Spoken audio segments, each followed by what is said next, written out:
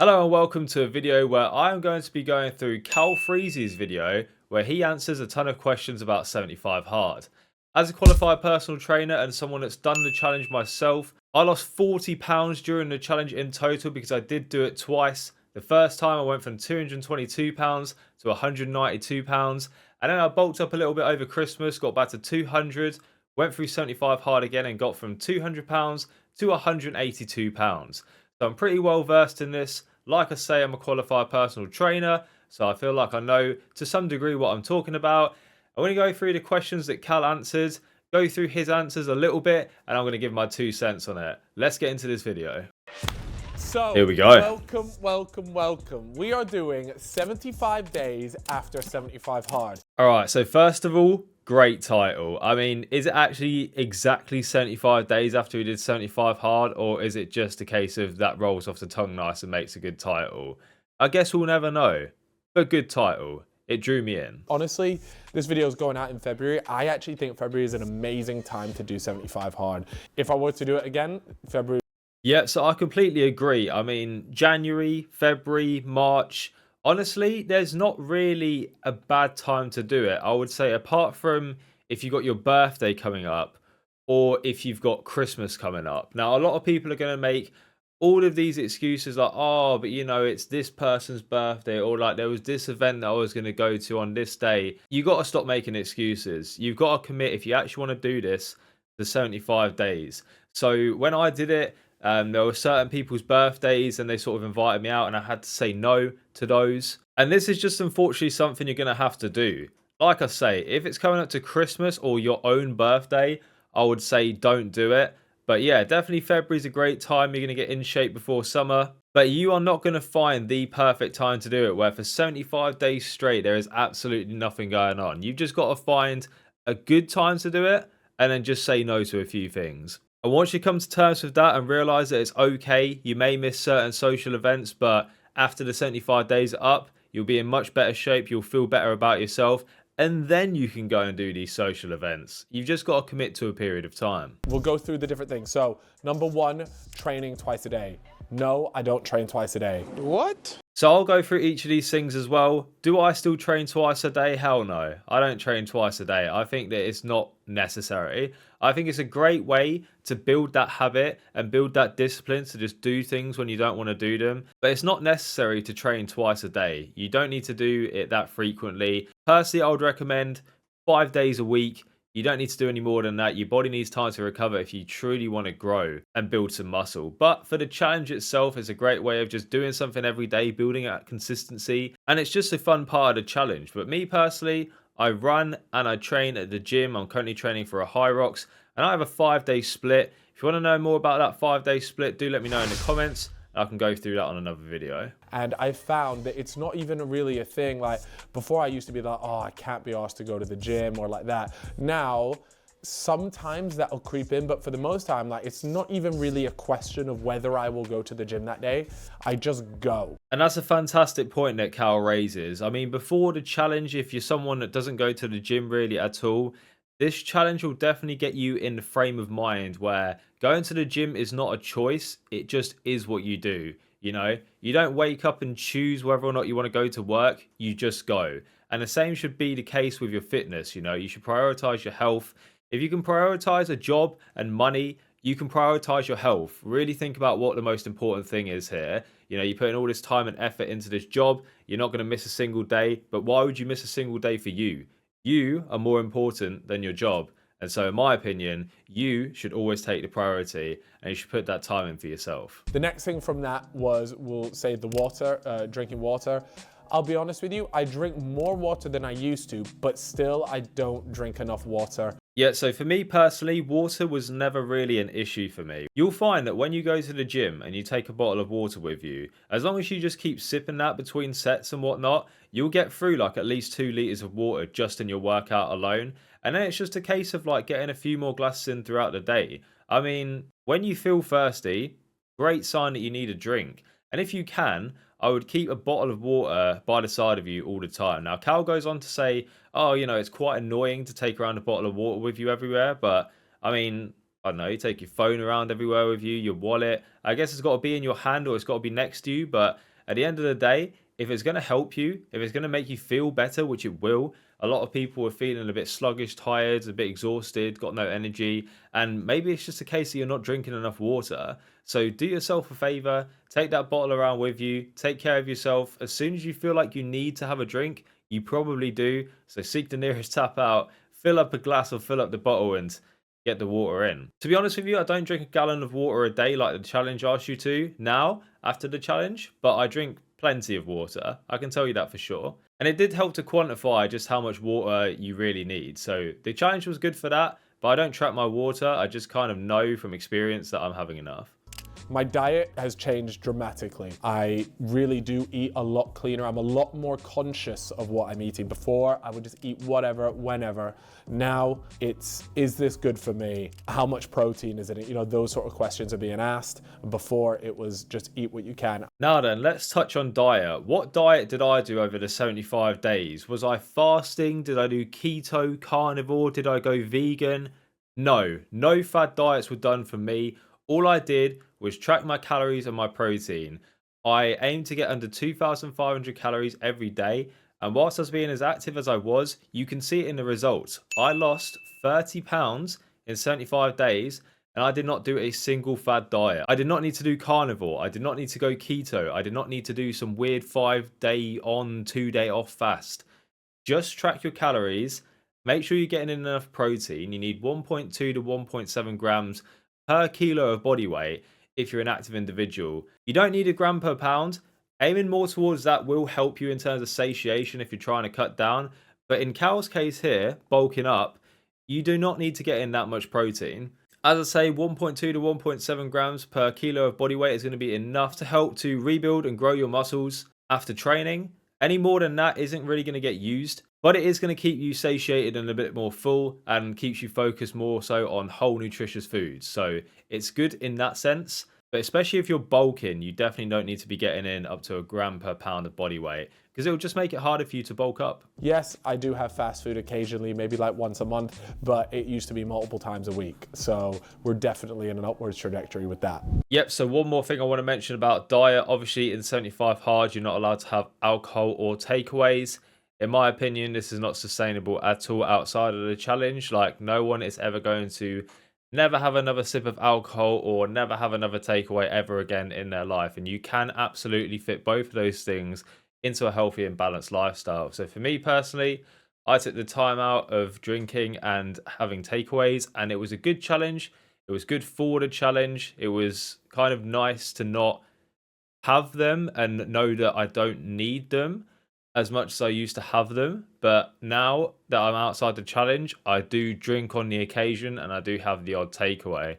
Especially with takeaways, you know, if you're having them once every week or 2 weeks or something, or maybe close to once a month, I don't think you really need to restrict yourself much further than that. I feel like having a takeaway every fortnight is a pretty balanced approach, but I don't think you need to cut out takeaways or alcohol completely. From my perspective, you can fit them into your diet. You can still be very healthy and have a McDonald's every now and then. Reading is something, I'll be honest, I have sacked off, right? And I enjoyed my time reading, but I think I'm more of an audiobook guy. So I'm still consuming the content that you would get through reading and bits like that, but I'm definitely just more of a podcast type of person. Okay, so me personally, I have continued with the reading, and I don't think you're going to get nearly the same benefit by listening to a book as you are actually reading it. It's another thing where you're just consuming content rather than actually educating yourself on something. It's a completely different experience if you listen to an audiobook. Oftentimes people are looking at a screen as well. You've got to have headphones in. It's not the same vibe as just picking up a book and reading. It's nice to take your eyes off of a screen, and this is what I mean. You know, a lot of people have got Kindles as well. Kindles are not good for you. They're still like artificial light that's going into your eyes, especially if you're like me and you're reading a book before sleep, because it's a good thing to do to get yourself ready for bed and to settle down. Completely different experience between picking up a paper or hardback copy of a book and picking up a screen and looking at a screen like a Kindle. You should always opt for the book. I'm not trying to tell Cal or anyone else what to do, but I'm telling you what is better. And picking up a book and reading is always going to be better. It's going to engage your brain a lot more. You got to read it yourself rather than being read to. And it's going to do a lot more for educational purposes. So this is a habit that I've definitely still kept. But I don't read specifically 10 pages a day. What I like to do with books is I'll read a chapter and then I'll put it down and I can kind of reflect on the chapter. Reading 10 pages a day is great for discipline, but it's not absolutely necessary that you read 10 pages. And if you read 9, you're not going to get the same effect. Or if you read 11, that's too many. Like, it's very strict, and I don't think you need to do it like that. To me, if you just pick up a book, read a chapter, enjoy the book, take it in, that's what's most important. And that's something that I've continued to do. Alcohol, this is a really big one. I do drink alcohol. I always said throughout 75 Hard, this is not about me not drinking forever, but let it be known, my body is still very sensitive to alcohol. My hangovers are way worse than they used to be. So obviously I mentioned it before, I have continued to drink alcohol after the challenge, but one quick thing that I want to slide in there is it's the same with alcohol, it's the same with caffeine, it's the same with any drug, right? The more you do it, the less of an effect it has on you. I.e., if you never have caffeine and you drink a coffee or a Monster, for example, I can give you a real life example of this live in action. Me and my friend a little while ago, Dolby, he's been a part of the channel before. We were just like hanging out. He came around mine. We were playing some games and stuff. We got some snacks for the gaming session, got some Doritos, and he got himself a Monster. I think I did too. And I'm someone that drinks caffeine every day, have a couple of coffees. Sometimes I'm adding a Monster in there if I'm going for a workout. And he's someone that really never kind of drinks caffeine, right? So I had the Monster and I was just fine. It just was like, I didn't really feel it. He, on the other hand, was like, he had the jitters, he was kind of shaking a bit, he was like lively. And this is the same thing with alcohol as well. If you're drinking multiple times a week, it's not even really going to have an effect on you. And you're going to have to drink more and more and more to chase that effect that you want to get. So doing something like this and just taking alcohol out of your diet completely is a great step to just enjoying it more when you have it, you know? Too much of anything is going to be a bad thing, right? And it's especially the case with alcohol. If you drink it too much, you're going to need to have more and more and more just to feel the same effects that you used to when you had 1 or 2 beers. And obviously, the more you drink, the worse it's going to be for you. So I have tried to drink less, and I think this is something that everybody should do. You know, some people are recommending you having glasses of wine every night. I don't think you should. I think alcohol should be something that's drank on a rare occasion. Maybe once a month, I would say, is a bit more of a good recommendation. You know, I say with takeaways, maybe one every week to 2 weeks is probably quite a good balance. And then the rest of the time, you're having your healthy home cooked meals. I think with alcohol, if you can stick to about once a month, then you're sort of doing it right. You know, when you're drinking on special occasions, a birthday, Christmas, maybe you're just having a meet up with your friends and you want to have a few bevs and stuff. But what I want to do is just give my recommendations as a personal trainer to things that are going to make you feel better. So yes, with the alcohol, I've continued drinking, but I'm trying to do it about once a month. And I think that's like the sweet spot. So during my time, what diet did you do, or was it just no alcohol? I didn't necessarily have like a strict diet. My diet was pretty loose in terms of what I could eat, but it was just about getting the calories in, and it had to be relatively clean. No fast food, and in particular, no burgers. That was such a big thing for me. Yep, so that seems to be a personal thing for Cal. He loves his burgers. What I would say is that you shouldn't be trying to cut out foods that you love. You should rather be trying to keep all the foods in that you enjoy, but make them in a healthier way. So maybe it's a case of not going out for burgers, but making your own burgers from home. Burgers can actually be a very healthy meal for you. You know, if you make them right, use some like lower fat burgers, or make your own burgers with minced beef. You can add your vegetables in there, like your lettuce, your red onion, your tomato, things like this. Have a bit of sauce and cheese on there to make it taste nice. People think that a burger is somehow unhealthy, but when you actually break down the components of a burger, it's a very complete meal. And I wouldn't recommend people not eating burgers, right? And obviously with the challenge, it's a case of not having takeaway. So it's just part of the challenge. So if you're not having takeaway for these 75 days, you are just doing it right. It's not a part of the diet. It's just a requirement of the challenge. But Cal's doing it absolutely correctly here, and it's exactly what I'd recommend. You know, most people are either looking to bulk up and build some muscle, gain a bit of weight, or they're looking to lose weight and shed some fat. And when it comes to that, it is all about the calories, and it's all about hitting your protein goals to ensure that whilst you're training and getting stronger in the gym and building that muscle, you're giving your body what it needs to rebuild and grow those muscles whilst you're outside of the gym. So as long as you're ticking them things off, it's like I said before, my diet was not any fad diet. I didn't start Slimming World. I didn't do anything like that. 2,500 calories a day, trying to hit that 1.2 to 1.7 grams of protein per kilo of body weight each day, and that was my diet. And of course, it was no takeaway and no alcohol, which, to be honest, is a pretty good diet in the first place. I guess for Cal, burgers are like his weakness. So if you have something where it's like, if I start eating that, I can't stop, probably not the best idea, especially if you're trying to lose weight, to keep that in there. You could probably find some alternatives that you kind of find equally as nice, but you're not so drawn to eat tons and tons. Then again, for Cal looking to bulk up, wouldn't necessarily say that's a bad thing. If there's stuff like that that can be a nice balanced meal, like a burger and chips, you can make the chips from scratch as well. You can get naked oven chips, which are literally just potatoes and oil, or you can get potatoes and make your own chips and make sure you just cook them in some light olive oil, and don't add any like sort of artificial weird ingredients in there. You can make your own, and you can make it a very healthy and balanced meal. I would suggest, if you're trying to bulk up, if you're trying to get the calories in, have foods like that you want to eat more of, because the whole idea is to eat more. But anyway, it sounds like Cal had it right here. He didn't do any fad diets.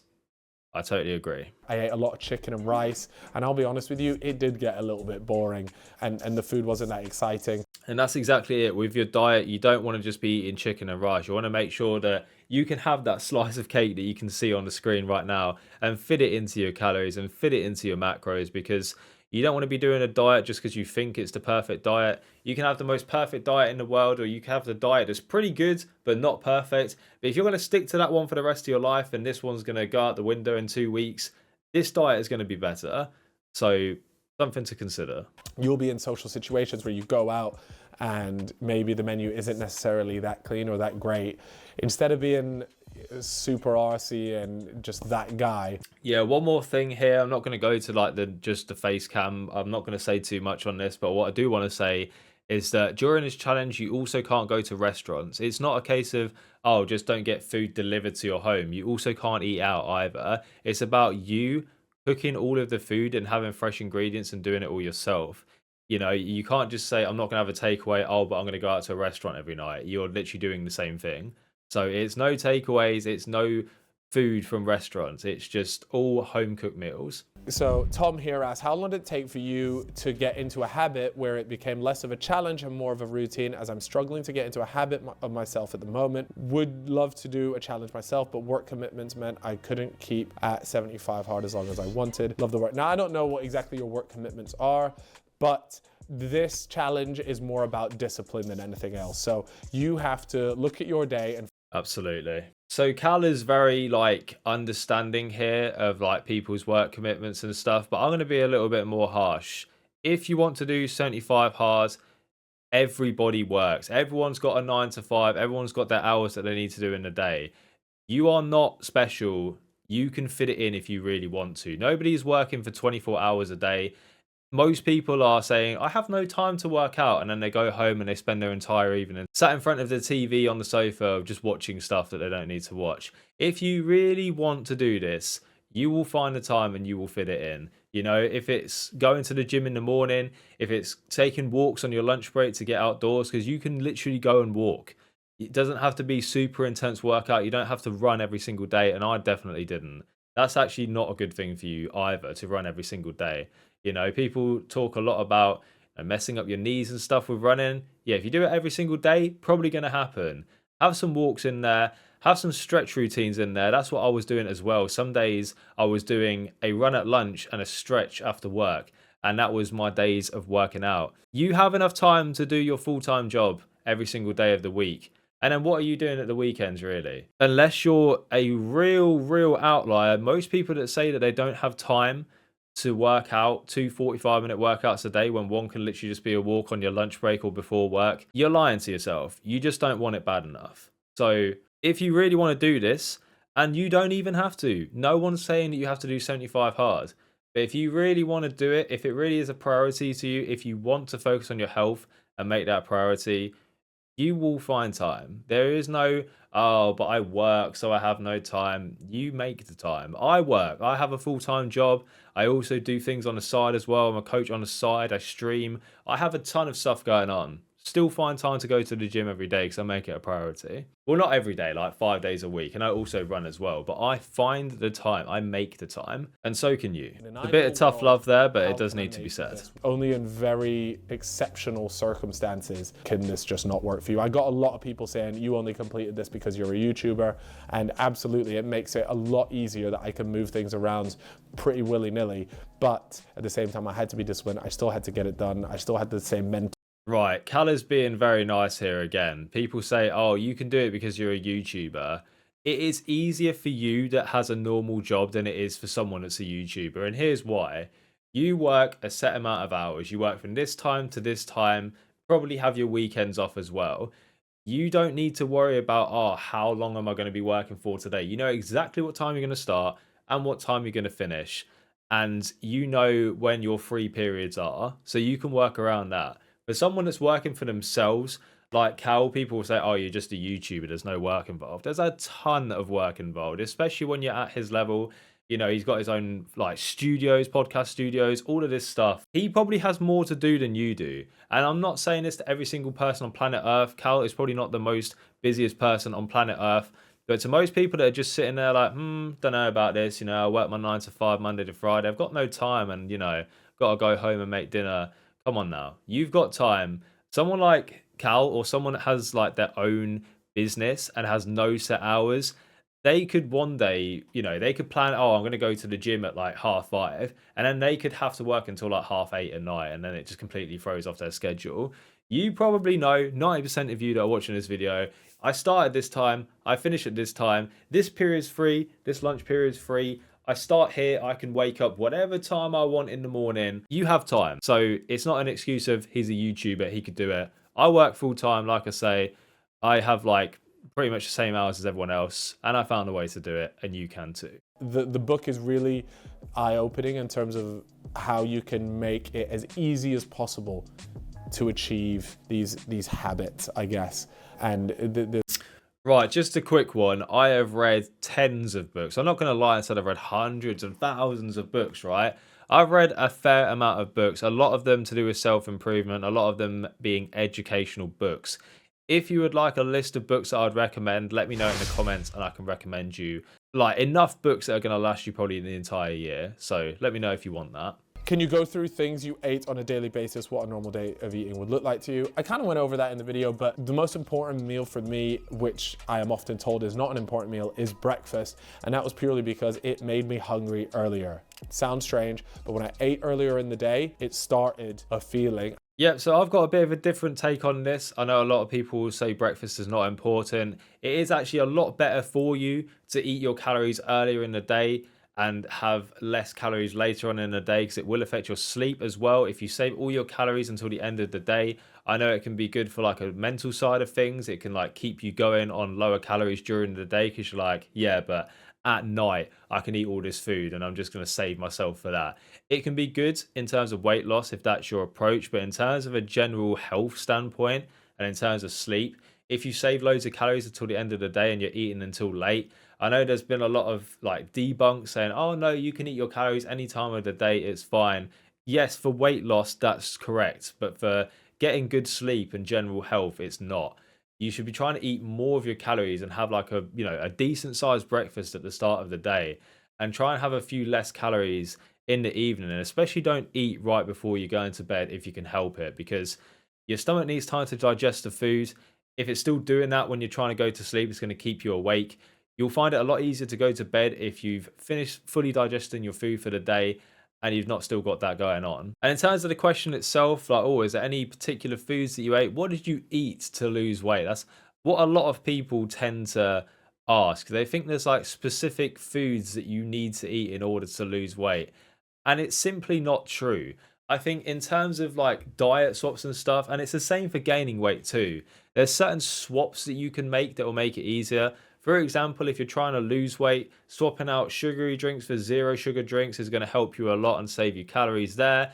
Adding in some egg whites instead of just going for loads of whole eggs is going to be great. I think a balance between the two is the perfect approach. Like I'll have a couple of whole eggs with like 100 grams of egg whites.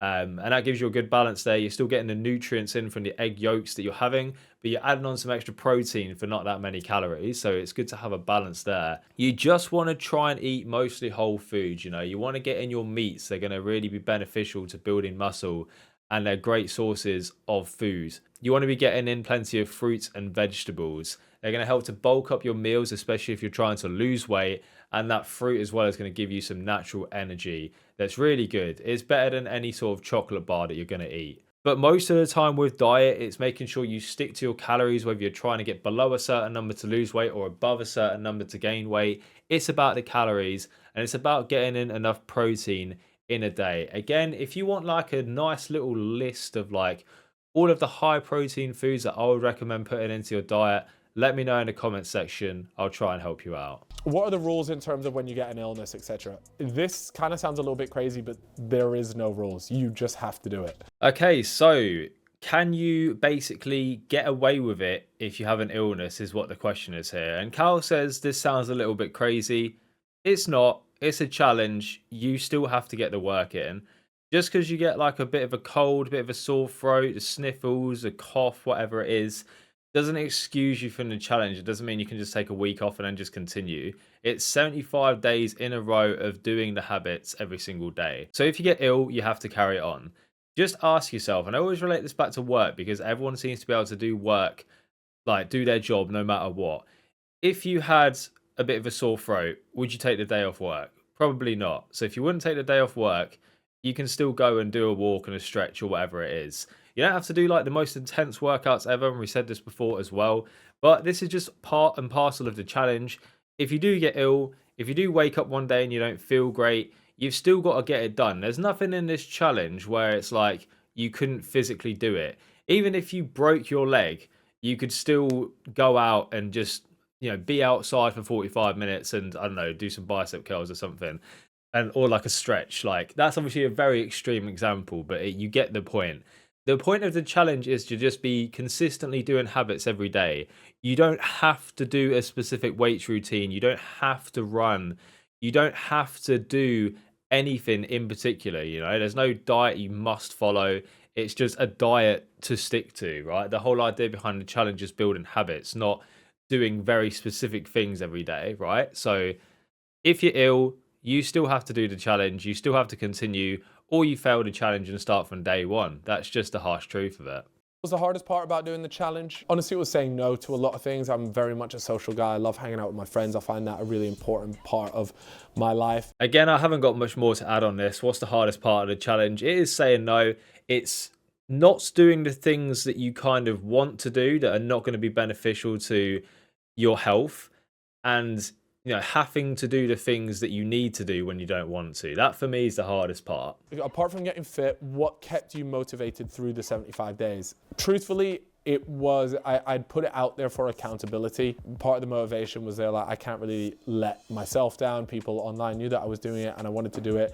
And it's a weird one, right? So motivation for me is strange because motivation for me is like this. I really never wanted that when the motivation was down low, that I just wouldn't do things. So this is the perfect time to talk about motivation. Everyone always asks the same question. How do you stay so motivated to do what you're doing, right?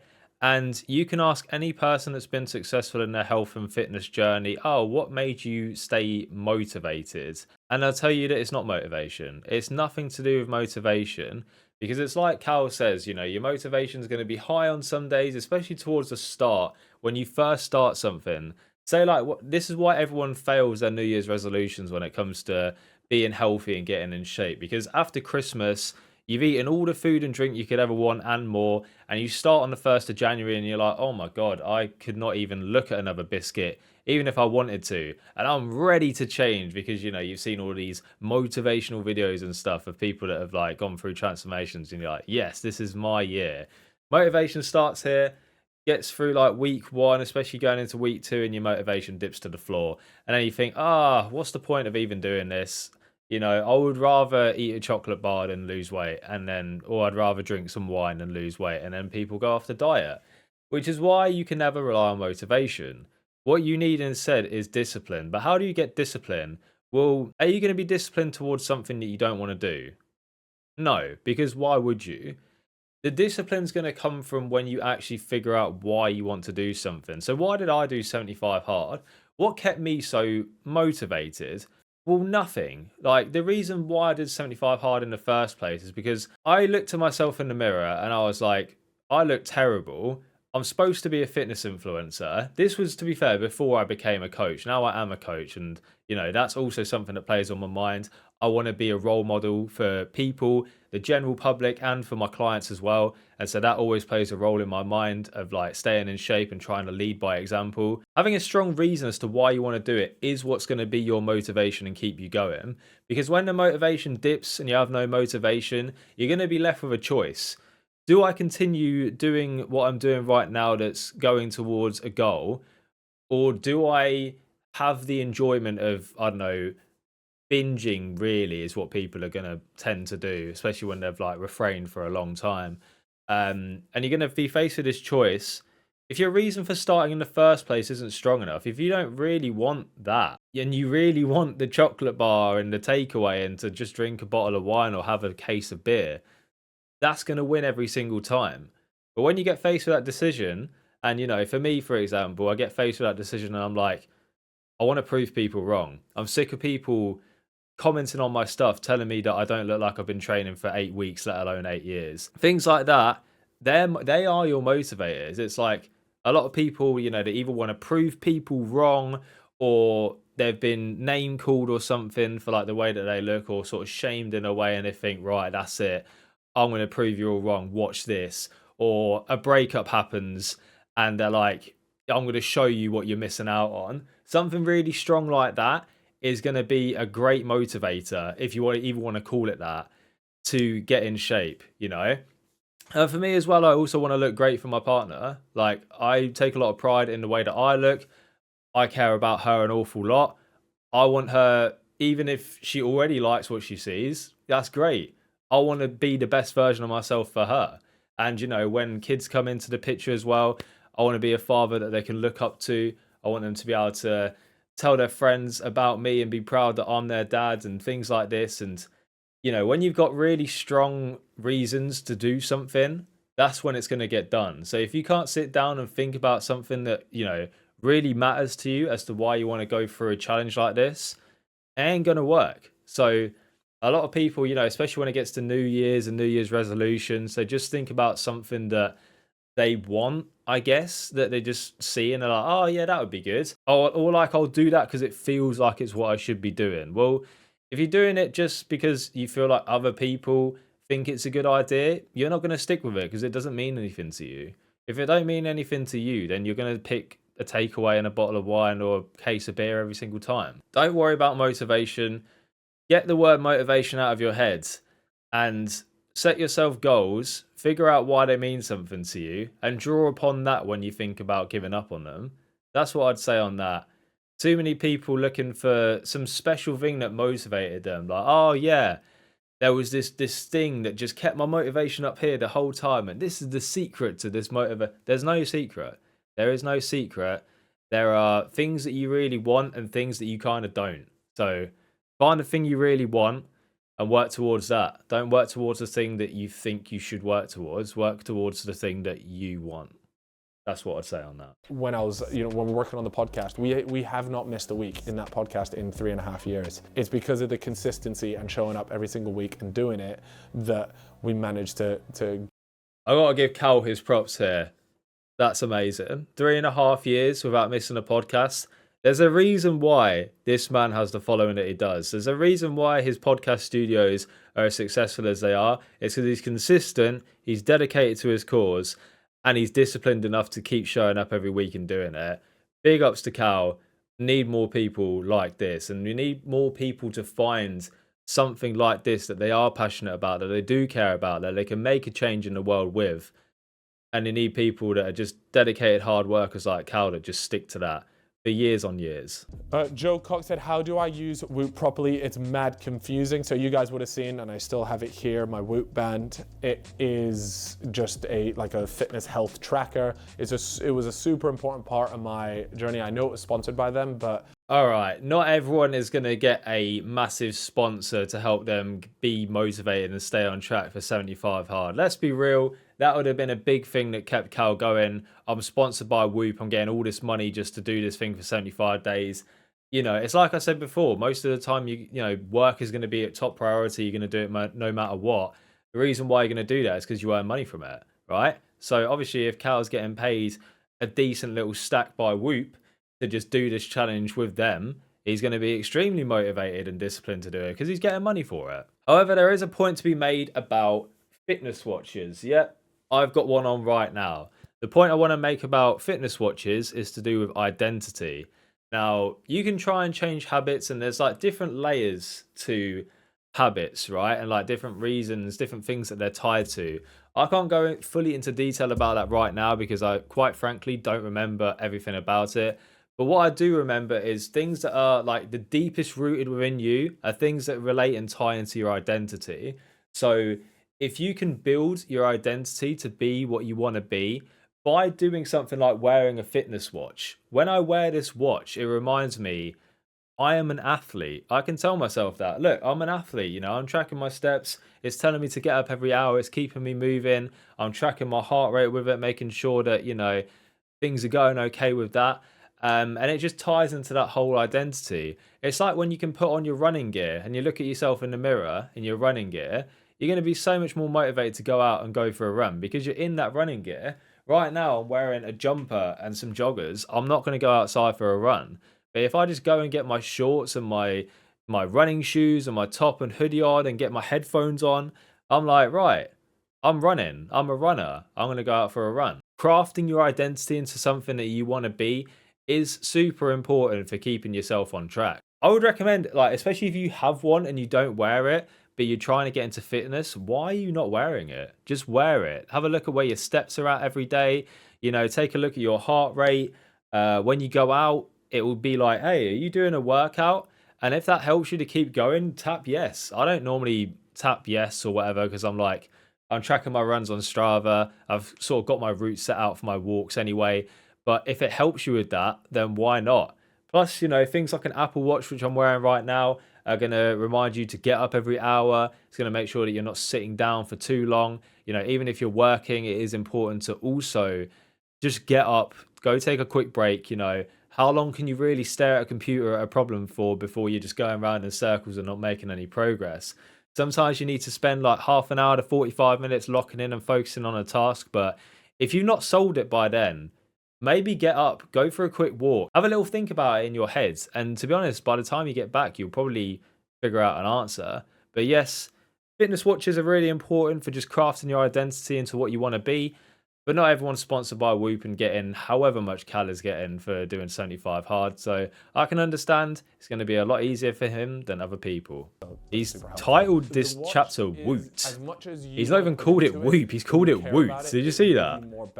Woot. If you just take it for what it is, and you can do that. Oh dear. See, look, hey, I had good sleep last night. Do you feel like the challenge is slightly cheated when 90% of second workouts of the day are just a walk, say to and from work?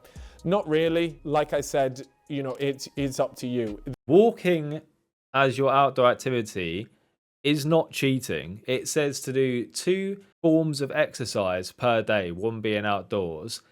Is walking exercise? Well, yes. I mean, you're not stationary, are you? You're not just getting up off a chair. Especially if you walk at a decent pace, you're going to be burning a fair few calories. A walk classes as exercise. So if you're doing 2 exercises a day, 2 activities a day, one being outdoors, and that's a walk, you're still filling the status quo. You're still getting the work in. So if you need to do walks, do walks. Like, it's just about building them habits. And, you know, doing your steps, especially if you're looking to lose fat on 75-day hard, which a lot of people are, getting in more steps every day is going to be fantastic for that. So absolutely fine. And you know, you'd be surprised, a lot of people just can't even walk for more than like 10-15 minutes. So you can get that heart rate going, and it does make a difference. That is such an important note that needs to be brought to attention, right? And to be honest, these people in these positions probably aren't going to do something like 75 hard, and I wouldn't recommend it.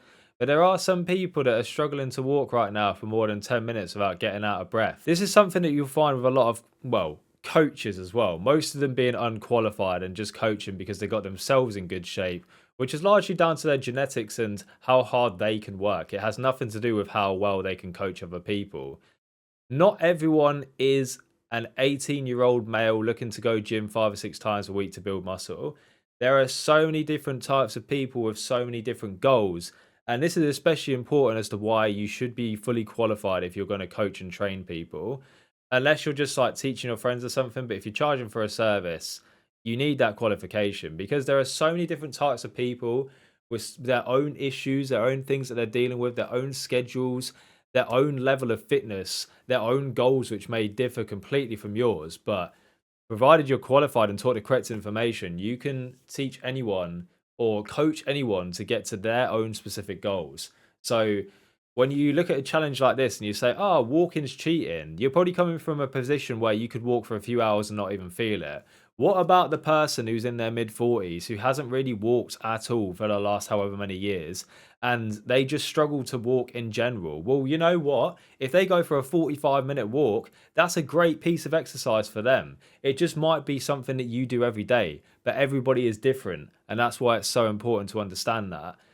Just because someone decides to do a walk on their 75 hard, that may be progress and improvement for them. It may just be something that you do every day, but for them, they might not be on the same level as you. So always take that into account. Do you think it's helped with day-to-day anxiety and depression? You know, touch wood, I'm very, very lucky in a way that I don't suffer too much from either of those. Just want to make a very quick point. I am not a doctor. I'm not a mental health specialist. I'm a personal trainer, right? So I can't tell you ways to cure your depression and anxiety. What I will tell you though is that exercise can definitely help with that. And especially if you're working towards a goal, it can give you a bit more purpose in your life, which is going to help you with that. I've experienced it firsthand from some people that are close to me, started training, and it's done wonders for their mental health. So doing more exercise, working towards like fitness goals and things like that can not only give you a bit more purpose in life, but can make you feel a little bit better as well. Definitely worth doing for the mental side. Does clarting count as an exercise? Yeah, that 45 to 60 seconds of activity you do doesn't really count. How long did it take to see results? I was taking pictures throughout. I actually think after the first month, I looked back at the first photo. I was like, oh, I see a little something there. Right, first of all, I mean, I hope you were taking pictures every day because that's one thing that you need to do in order to be successful in the challenge. You have to take a progress picture every single day. And one of the reasons why you do that is for this exact thing.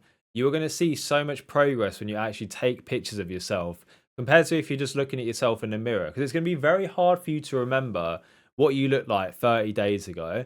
From my own personal experience, I think I did start to see changes after about a month. After about 50 days, they became a little bit more noticeable.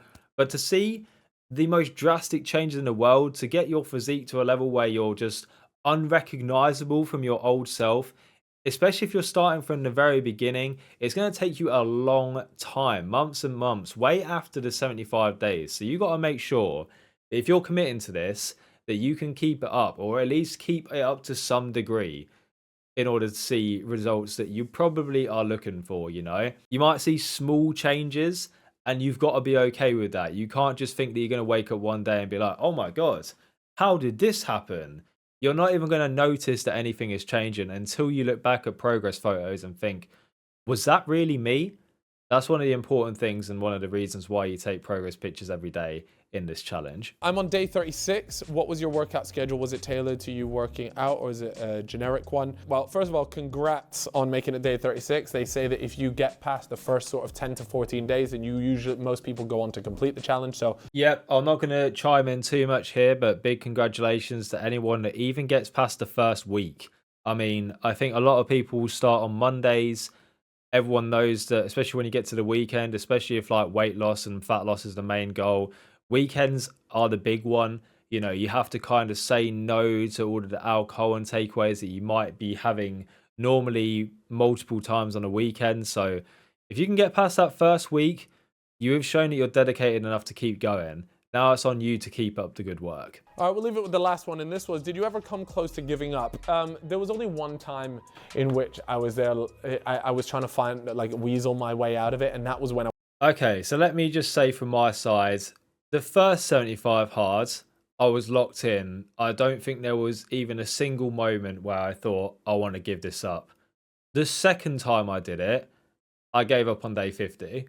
The second time I did it, I kind of got down to like 182 pounds. And I was kind of like, why am I still doing this? You know, I already kind of got the success that I wanted. It's kind of getting in the way. I think if you do it for too long, you end up missing out on so much that it becomes a question of, is it worth continuing to miss out on things? Like going out, you know, my friends were going to like watch the football, to have a few drinks and stuff, and like meeting up with each other, maybe having a takeaway. You know, unfortunately in life, a lot of the times when you meet up with friends and family and stuff, two things always spring to mind: alcohol and takeaways. And it means if you're doing this challenge, you have to say no to a lot of things. I think if you're going to do this challenge, do it once, lock in, enjoy the benefits, take the progress photos, learn something from it, and integrate that into your daily life. But don't try and do it again and again and again. You don't need to do 365-day hard. Just do a 75-day hard to just get you into the good habits that you need to do. Once you've done it, once you've probably like lost that initial timber or built that initial muscle, just keep it going in a sustainable manner. And if you do need help with that, I can be here for you. I do offer one-to-one coaching. I do have some plans, and I've got one thing that I will tell you right at the end of this video. And that is the end of Cal's video. I want to say a big well done and congratulations to Cal for completing 75 hard, undergoing his own body transformation, keeping some of the good habits going after 75 hard was completed as well, and just on making a great video. He had some excellent points in the video. He said a couple of things where I was able to chime in and add a little bit more to it. And I hope that this format of video was really educational to the people watching. And I hope that everyone that's watched this video, especially all the way up until the end, has taken something away from it. The final thing I want to mention, I have a 75 hard guide that you can get right now. And I'm going to put a discount code on it, which is just going to be FEB, Feb. All right. So you will get 25% off of this program. The program will go through everything you need to do, all of like the useful good tips that you're going to need. And if you buy the Discord server one, you will be able to join a Discord server where you can just join the community of other people doing exactly the same thing as you, all hold each other accountable. I am in there. One of my friends that went through the challenges in there as well. And all of the community can be there together and just have a good time and keep each other motivated. So if you want that, check the description, use the discount code FEB, F-E-B, for 25% off the plan. Thank you all for watching this video. Let me know what you want to see next, and I'll see you in the next one. Bye-bye.